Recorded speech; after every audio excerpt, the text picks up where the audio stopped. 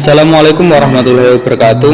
Kami mahasiswa dari Institut Studi Islam Muhammadiyah Pacitan dari Prodi Pendidikan Guru Madrasah Ibtidaiyah semester 2 ingin mempresentasikan materi mata kuliah Psikologi Pendidikan yang diampu oleh Bu Evi Tri Astuti MPD yang bertema teori-teori belajar dan implikasinya dalam pembelajaran yang akan disampaikan oleh saya sendiri, Prananda Febrian Nur Cahya, dan teman saya Darni Widiarni. Dan saya Rafiur Rahmah. Saya Darwi Widiarni. Dan saya Mirza Aryani. Materi yang akan saya sampaikan yaitu teori behavioristik. Teori behavioristik adalah sebuah teori yang dicetuskan oleh Geiger, dan Berliner tentang perubahan tingkah laku sebagai hasil pengalaman.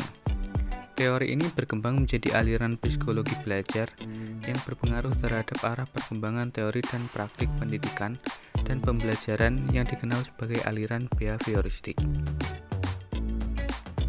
Tujuan pembelajaran menurut teori behavioristik ditekankan pada penambahan pengetahuan, sedangkan belajar sebagai aktivitas yang menuntut pelajar untuk mengungkapkan kembali pengetahuan yang sudah dipelajari tersebut. Prinsip-prinsip dalam teori behavioristik. Yang pertama, objek psikologi adalah tingkah laku. Yang kedua, semua bentuk tingkah laku dikembalikan pada refleks. Yang ketiga, mementingkan pembentukan kebiasaan. Yang keempat, perilaku nyata dan terukur memiliki makna tersendiri. Yang terakhir, aspek mental dari kesadaran yang tidak dimiliki bentuk fisik harus dihindari. Tokoh-tokoh aliran behaviorisme. Yang pertama, Edward Le Thorndike. Menurutnya, belajar merupakan proses interaksi antara stimulus dan respon. Stimulus adalah apa yang merangsang terjadinya kegiatan belajar seperti pikiran, perasaan, atau hal-hal yang lain dapat ditangkap melalui alat indera. Respon adalah reaksi yang dimunculkan peserta didik ketika belajar, juga dapat berupa pikiran, perasaan, gerakan, atau tindakan. Teori ini sering disebut teori koneksionisme. Yang kedua, John Watson. Menurut Watson, dalam beberapa karyanya, psikologi haruslah menjadi ilmu yang objektif. Oleh karena itu, ia tidak mengakui adanya kesadaran yang hanya diteliti melalui metode introspeksi. Watson juga berpendapat bahwa psikologi harus dipelajari seperti orang mempelajari ilmu pasti atau ilmu alam. Oleh karena itu, psikologi harus dibatasi dengan ketat pada penyelidikan tentang tingkah laku dan nyata saja. Selanjutnya, Edwin Guthrie. Dia adalah profesor psikologi di University of Washington dari 1914 dan pensiun pada 1956.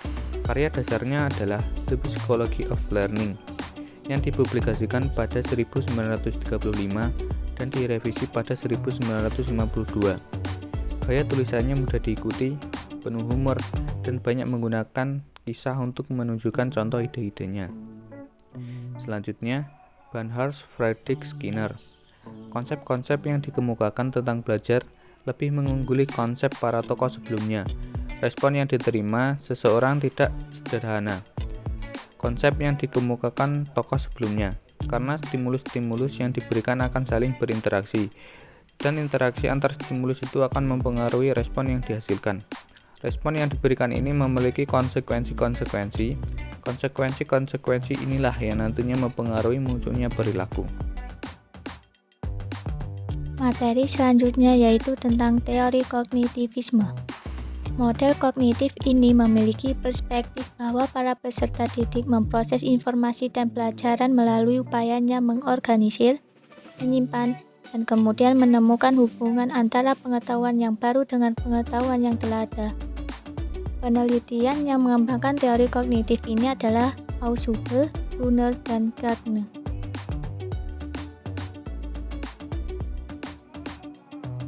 Karakteristik teori belajar kognitif yang pertama yaitu belajar adalah proses mental bukan behavioral. Kedua, siswa aktif sebagai penyalur. Ketiga, siswa belajar secara individu dengan pola deduk dan induktif. Keempat, intrinsic motivation sehingga tidak perlu stimulus. Kelima, siswa sebagai pelaku untuk menuntun penemuan.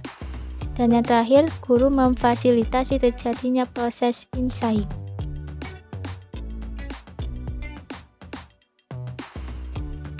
Teori dalam aliran kognitivisme beserta tokohnya. Yang pertama yaitu teori Gestalt dari Wertheimer. Kedua, teori semata Piaget. Ketiga, teori belajar sosial Bandura. Dan yang terakhir yaitu pengolahan informasi Norman.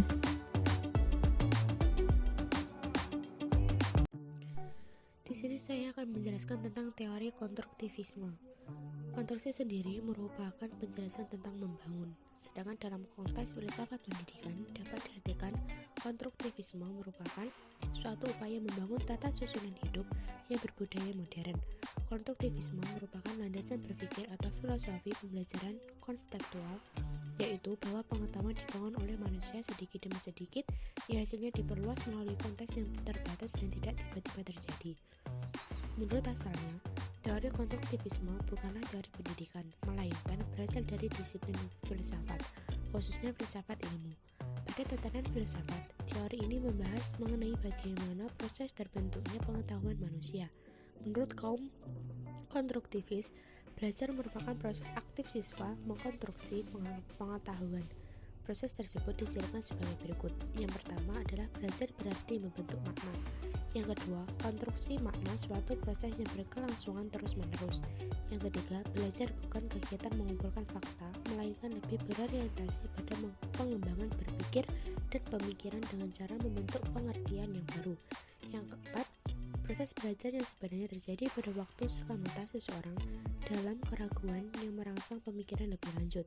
Yang kelima, hasil belajar dipengaruhi oleh pengalaman belajar dengan dunia fisik dan lingkungan siswa. Dan yang terakhir adalah hasil belajar siswa tergantung pada apa yang sudah diketahuinya.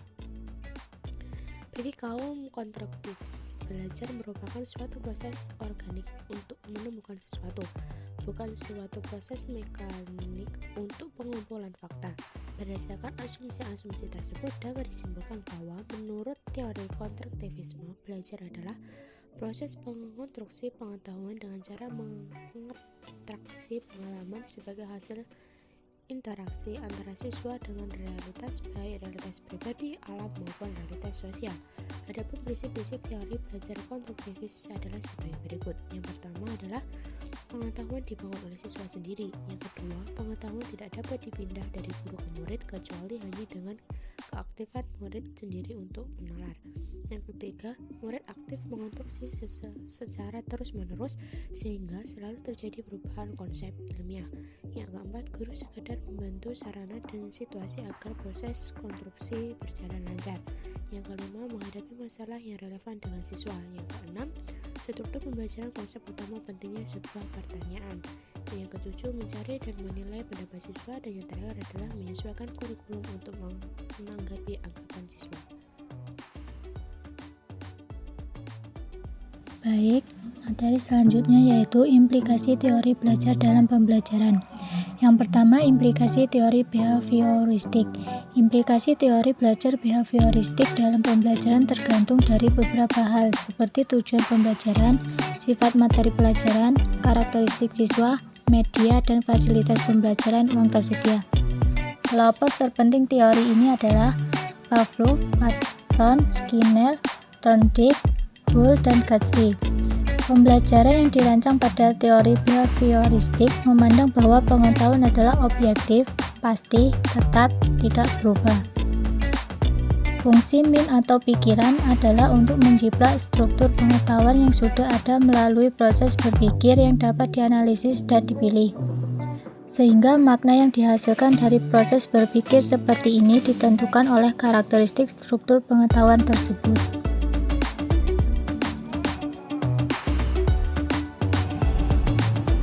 Baik, akan saya lanjutkan. Yang kedua yaitu implikasi dari teori kognitif. Implikasi teori belajar kognitif dalam pembelajaran yaitu guru harus memahami bahwa siswa bukan sebagai orang dewasa yang mudah dalam proses berpikirnya. Anak usia prasekolah dan awal sekolah dasar belajar menggunakan benda-benda konkret. keaktifan siswa sangat dipentingkan. Guru menyusun materi dengan menggunakan pola atau logika tertentu dari sederhana ke kompleks. Guru menciptakan pembelajaran yang bermakna, memperhatikan perbedaan individual siswa untuk mencapai keberhasilan siswa tersebut. Yang ketiga yaitu implikasi dari teori konstruktivisme. Implikasi teori konstruktivisme dalam pembelajaran yaitu guru harus menciptakan suasana pembelajaran yang nyaman dan kondusif serta mengarahkan peserta didik untuk memahami materi, lalu membimbing peserta didik secara langsung untuk menyelesaikan permasalahan yang ada dengan mencari dan menemukan solusi dari permasalahan tersebut. Dengan teori tersebut, siswa dapat berpikir untuk menyelesaikan masalah, mencari ide, dan membuat keputusan karena siswa terlibat langsung dalam membina pengetahuan baru tersebut. Sekian materi yang bisa kami sampaikan. Saya perwakilan Prodi mohon maaf yang sebesar-besarnya apabila ada tutur kata kami maupun tata cara kami yang kurang berkenan bagi teman-teman sekalian. Semoga presentasi yang kami sampaikan bisa bermanfaat bagi kita semua. Dengan ini, presentasi pada kali ini saya tutup. Terima kasih. Billahi taufiq wal hidayah. Assalamualaikum warahmatullahi wabarakatuh.